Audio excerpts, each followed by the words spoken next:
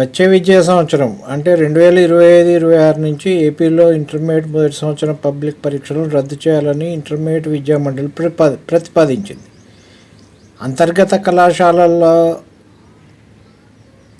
అంతర్గత పరీక్షలు కళాశాలల స్థాయిలోనే ఉంటాయి. వీటి కోసం ప్రైవేటు కళాశాలలకు ప్రశ్నపత్రాలను బోర్డు నుంచి పంపిస్తారు.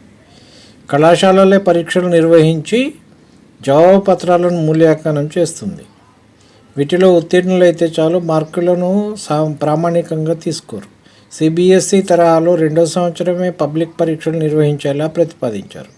ఇంటర్మీడియట్ సిలబస్ పరీక్షల నిర్వహణలో తెచ్చే మార్పులపై మండలి కార్యదర్శి కృతికా శుక్లా పలు ప్రతిపాదనలను విలేకరుల సమావేశంలో వెల్లడించారు. ప్రతిపాదిత సంస్కరణల వివరాలను BIEAP.gov.in వెబ్సైట్లో ఉంచామని, వీటిపై ఈ నెల 26 లోపు BIEREFORMS@gmail.comకు మెయిల్కు సూచనలు సలహాలు పంపించాలని కోరారు.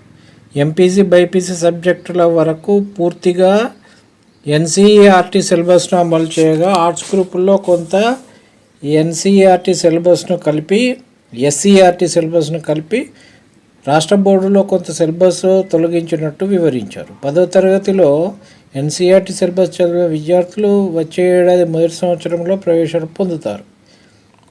దీంతో పాఠశాల సిలబస్కు అనుగుణంగా ఈ మార్పులు చేసినట్టు కార్యదర్శి వెల్లడించారు.